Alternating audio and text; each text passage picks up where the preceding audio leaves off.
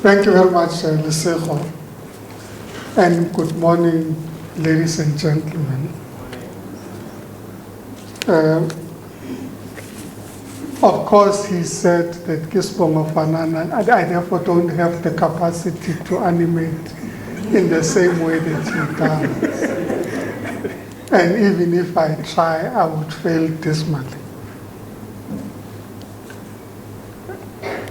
Firstly, let me say to Usis Chan, or should I say Dr. J, it sounds better.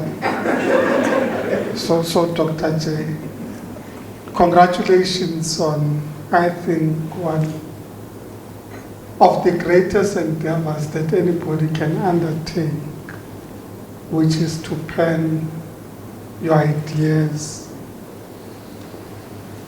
and allow everybody to consume those ideas and engage with them. Many have threatened to do it. I know many in my profession have threatened to do it.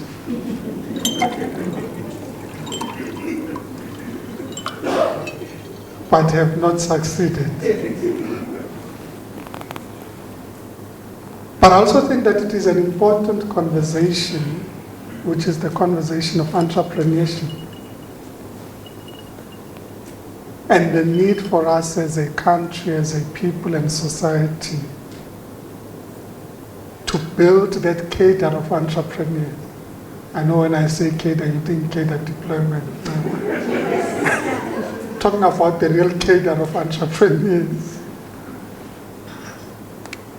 A core of people that would build enterprises, which enterprises would contribute to their own prosperity, but enterprises that are also growing the local economy, creating jobs and creating prosperity for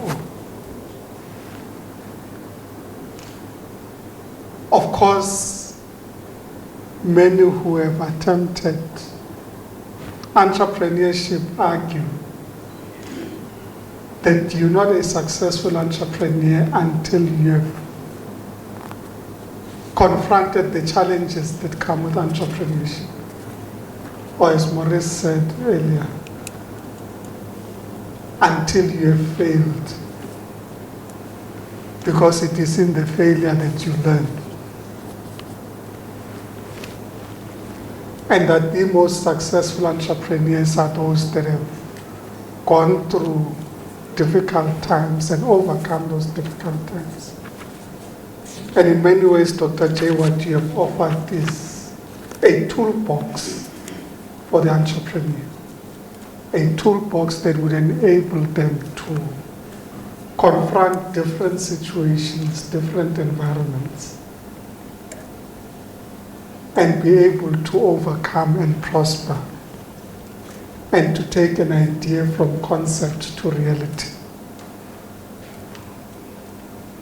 And it is a toolbox that is necessary at this point in time, for we as a country need to increase the number of entrepreneurs for us to be able to prosper.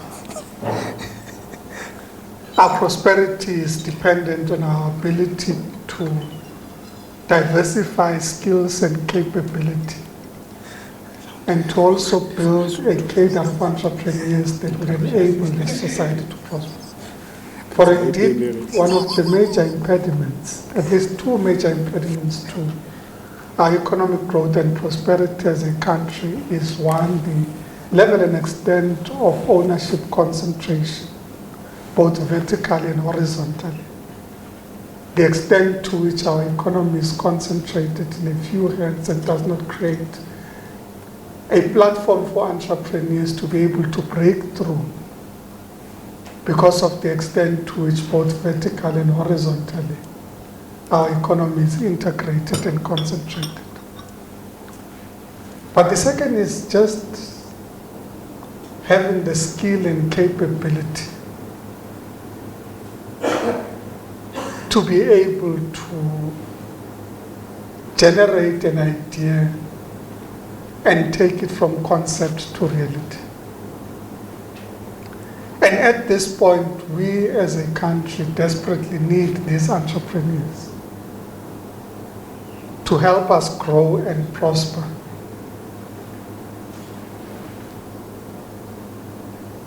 And in this regard, I'd want to share some of what we are doing in Gauteng that needs the entrepreneurs, so to say.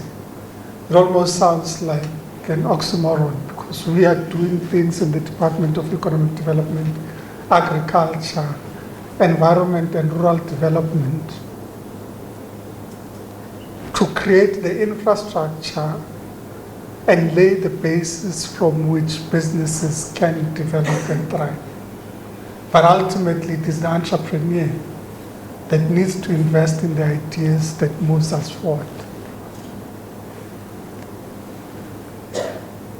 As the provincial government, we've adopted what is called the Growing Gauteng Together 2030 Plan of Action, which plan of action is premised on a number of critical interventions that seek to grow the Gauteng economy and continue to position Gauteng as the pivot of the South African economy. The first of these is a set of interventions focused on redefining the economic geography of our province. And through the redefinition of the economic geography of our province to effect the necessary spatial transformation and development through three interrelated interventions. The first is having been assigned the responsibility to lead on behalf of all of government the creation of a new city, the smart city of Lanseria. We seek to build a city, a new city in South Africa based on the values of a democratic society, an inclusive city, a city whose morphology is integrated and that seeks to create a sustainability, but also a smart city, a city of the future that utilizes technology as a platform for growth and prosperity. And for us to be able to build this city, we're having to drive a number of programs that would enable entrepreneurs to come and say we are part of building a new city and creating the enterprises that help grow this new city. And the first thing that we've had to do is to design a mechanism of investing in infrastructure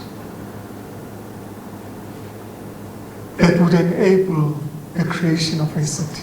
For indeed, any city requires extensive investment in water, sanitation, roads, and other public assets to be able to attract private investments into these new cities.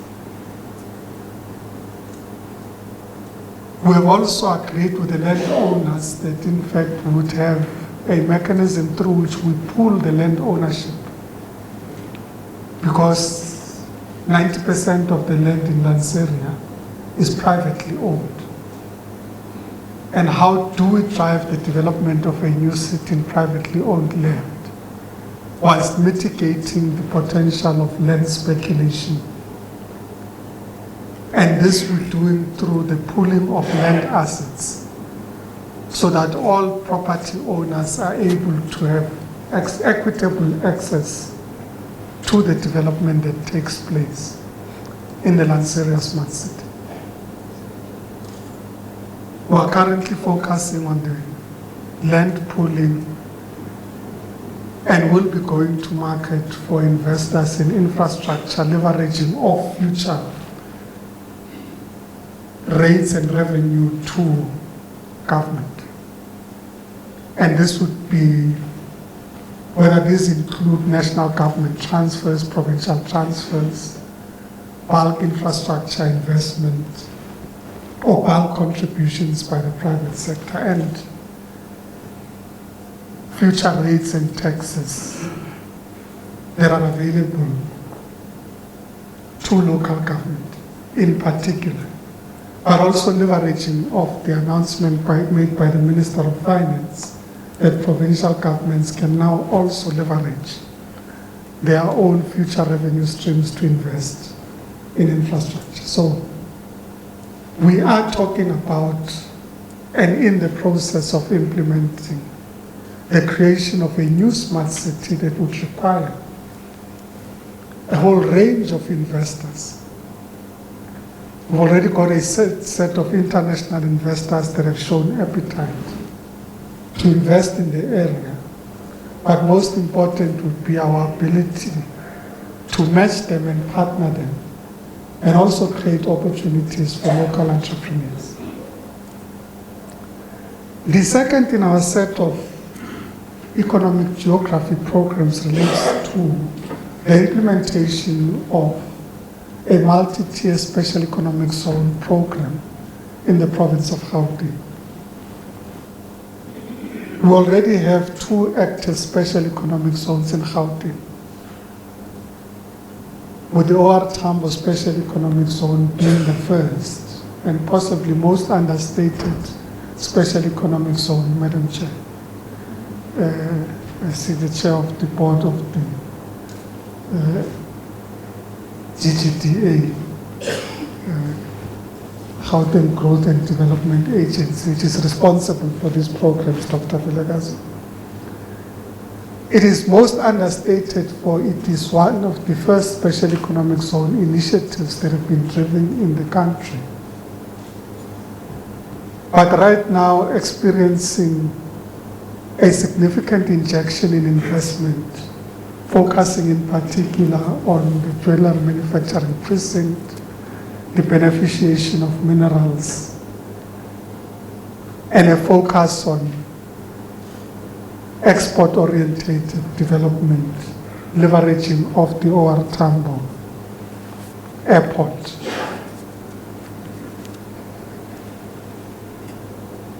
The current flagship special economic zone, of course, is the Tshwane Automotive Special Economic Zone, where we're able to attract the Ford Motor Company and its ability to invest, competing against many countries in the world for this investment. We're able to attract Ford to locate in Tshwane, from which it will build the next generation Ford Ranger. And at the back of this, of course, is a new focus on new energy vehicles and electric vehicles, which is not too far-fetched an idea. Of course, we already have these vehicles. But with the price of petrol doing what it does, I think the appetite to move to new energy vehicles will significantly increase over the next few years anyway. And part of our focus right now is on creating and expanding a charging network for new energy vehicles and electric vehicles throughout Gauteng, and working with original equipment manufacturers, the motor vehicle companies, as they transition towards new energy vehicles going forward. We are conscious that this investment is significant because, in fact, we have a window of about 8 years in which to be competitive globally. Because as the European Commission introduces additional tariffs on products manufactured through fossil fuels and dirty fuels, if I may, the demand for alternative energy will increase significantly. And the demand for new energy vehicles will increase significantly, and therefore our ability to produce these locally is going to be important, but also creating the energy of the future, which brings me to the other two sets of special economic zones, which is the VAR and the West Rand, where we're focusing amongst others on green hydrogen as a new energy source to propel our economy forward. Also appreciating that in fact, unless we transition to green energy sources, our industrial base as a country will significantly be compromised, because the world will be demanding products that are produced through alternative and green energy sources. In this regard, we've entered into a partnership with Enka investors, amongst others, Sasol and Mitochondria, as investors in Green H2, and therefore the ability to create a new energy source that would enable us to become globally competitive in the export markets in particular.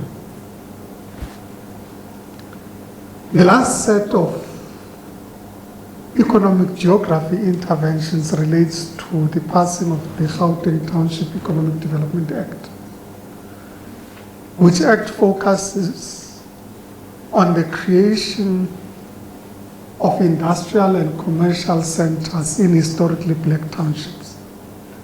It is an act designed for purposes of redress. It is about ensuring that we can actively empower those historically disadvantaged in this country, and that we're able to transform the morphology of the historic black townships that were designed as dormitories of labor reserves into mixed-use, integrated development spaces of the future. The Act was passed in March, signed into law in April. It directs that we should do a number of things. It directs that we should create regulations for the creation of township enterprise zones. And we have prepared the draft regulations and should be publishing these for public engagement. But we have not just waited for the regulations, we have also started identifying a set of prototype township enterprise zones where we would be able to designate in historically black townships nodes and corridors for commercial and industrial development. The Act also directs that we should establish a fund that's focused on the township economy. We've partnered with the Industrial Development Corporation and created the Township Economy Partnership Fund, which fund leverages off private sector partners that are also coming to the party, bringing in their own platforms and also their own capital in this partnership that we have with the Industrial Development Corporation. And there are different legs of the fund. The first implementation partner that we've appointed is the SME Fund. But we're also currently adjudicating a whole range of other potential partners as we look at investing in different platforms that would enable people to access capital. The Act also directs that there should be preferential procurement directed at township-based enterprises. We have committed that 40% of our installation, repairs and maintenance budgets and 40% of our goods and services will be procured directly from township-based enterprises. Now, I know sometimes when we talk about the township economy, people think we're talking spaza. No. I get a spaza. It's a pacifier. It's a dummy. It's not the real thing. No, we're not talking spaza economy. I'm not saying anything is wrong with the spazas. We must help them grow. But we're not talking township. When we talk township economy, we're not talking spaza.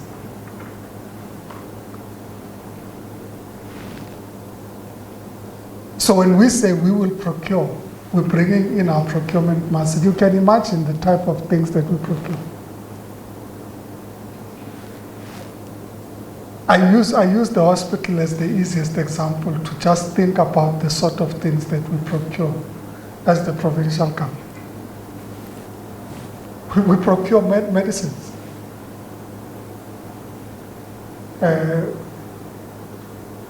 We have to buy syringes. I was told that currently we're importing all our syringes, if not the bulk of our syringes, from China.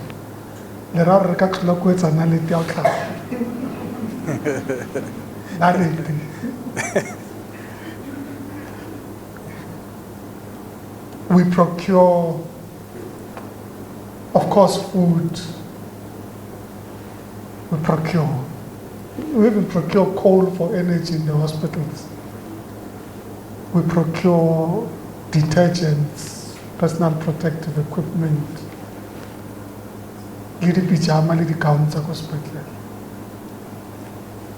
so literally, if you think about the sort of things that we can enable through incubation of enterprises in the township and procure directly from, it is for the entrepreneur to take advantage of the opportunity. For we have created the policy environment. We've made the commitment. We've taken broad-based black economic empowerment to its logical conclusion. Because in fact, one of the most understated things is that government is a measured entity in terms of the broad-based black economic empowerment act. Therefore, government has an obligation to set aside resources for enterprise and supplier development, for skills development. And we have now said we are moving the entire Gauteng provincial government into a level 1 BBBE. We're not selling shares of the provincial government, so there's no stake that you can get. But we'll do everything else required in terms of the act to ensure that we can build these entrepreneurs, that we can have a dedicated enterprise and supplier development program so that we don't just create the opportunity, but we also invest in the entrepreneur themselves. And once again, let me congratulate Dr. J for this book that should be an asset in this journey of building the entrepreneurs of the future and creating prosperity in our country. Prosperity for the entrepreneurs, but indeed the ability to ensure access to prosperity for all and for the people of this country to continuously climb the ladder of prosperity. Thank you very much.